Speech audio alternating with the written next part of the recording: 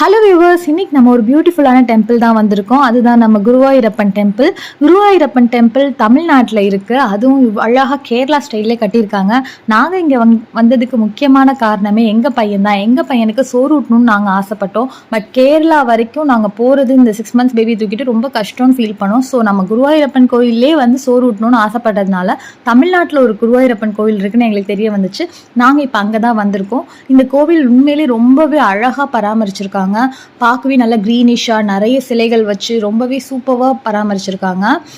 அதுக்கப்புறம் இங்கே அன்னதானம் 3 வேளை நடக்கும்னு சொல்லியிருந்தாங்க. இதுதான் அந்த அன்னதானம் கூடும். நெக்ஸ்ட் வாங்க நம்ம கோயில் ஆப்போசிட்டில் இருக்கிற இந்த பாண்ட் பார்ப்போம். இந்த பாண்டில் வந்து அழகாக தண்ணி நிற்கிது. அது பக்கத்துலேயே இந்த கஜேந்திரனுக்கு வந்து பெருமாள் ஹெல்ப் பண்ணது அந்த விமோசனம் கொடுத்த சிலையும் வச்சுருக்காங்க. நெக்ஸ்ட் வந்து இதுதான் கோயில் வாசல். இதுதான் குருவாயூரப்பன் சன்னதி ஃப்ரண்ட்லேயே இருக்குது. நெக்ஸ்ட்டு வந்து ஆப்போசிட்லேயே நம்மளுக்கு வந்து கருட பகவானுக்கும் ஒரு அழகான சிலை வச்சுருக்காங்க. கருட பகவான் பக்கத்துலேயே ஒரு துளசி மாடமும் இருக்குது. அழகாக அதில் ஒரு விளக்கும் ஏற்றி வச்சுருக்காங்க. இன்னும் நிறைய அழகழகான சிலைகள் இருக்குது இந்த கோயிலில். நான் வந்து இந்த வீடியோவை 2 பார்ட்டாக போடலான்னு இருக்கேன். பிகாஸ் ஒரு பார்ட்டில் ஃபுல்லாக சொல்லி முடிக்க முடியாது, இன்னும் நிறையவே இருக்குது. வாங்க ஃபஸ்ட்டு நம்ம கோயில் உள்ள போய் பார்ப்போம். கோயிலில் போனதுமே நாங்கள் சோறுட்டுறதுக்கான டோக்கன் ரிலேட்டடாக விசாரிச்சுட்டு இருந்தோம். அப்போவே பாருங்கள், அழகான ஒரு பசுமாடும் அதோட கண்ணுக்குட்டியும் இப்போ மஞ்சள் குங்குமம்லாம் வச்சுட்டு பூஜை பண்ண போயிட்டு இருந்தாங்க. நெக்ஸ்ட் நம்ம வந்து சோறுட்டுறதுக்கான டோக்கனும் வாங்கிட்டோம். இப்போ வந்து நம்மளுக்கு பூஜையெல்லாம் நடந்து முடிஞ்சதுக்கப்புறம் தான் குழந்தைங்களுக்கு சோறுட்டுற ஃபங்க்ஷன் நடக்கும். ஸோ அது வரைக்கும் நம்ம வெயிட் பண்ண போகிறோம். நம்ம வெயிட் பண்ணுற நேரத்தில் வாங்க கோயிலை சுற்றி பார்க்கலாம். குருவாயூரப்பன் சன்னதி மிடில் இருக்குது. ஸோ அதை சுற்றி வரும்போது இன்னும் நிறைய சாமிகளுக்கான சன்னதியும் இருக்குன்னு சொல்லியிருக்காங்க. நம்ம ஒரு சன்னதியாக போய் பார்த்து நல்லா மனசார கும்பிட்டுட்டு வருவோம். இந்த கோயிலுக்கு வந்ததுமே மனசுக்கு உண்மையே பீஸ்ஃபுல்லாக நிம்மதியாக இருக்குங்க. அவ்வளோ நல்லா அமைதியாக இருக்குது.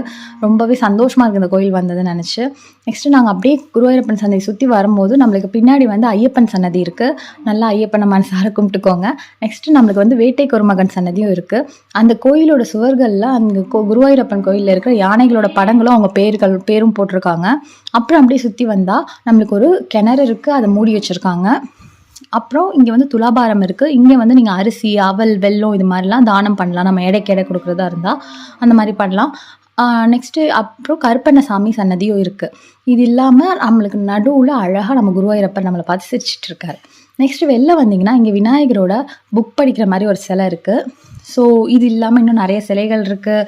அன்னதானம் எப்படி பண்ணுறாங்க, சோறு ஊட்டுற ஃபங்க்ஷன் எப்படி நடக்குது, இது எல்லாத்தையுமே நான் நெக்ஸ்ட் வீடியோவில் காட்டுறேன். கண்டிப்பாக இன்னொரு வீடியோவும் பாருங்கள்.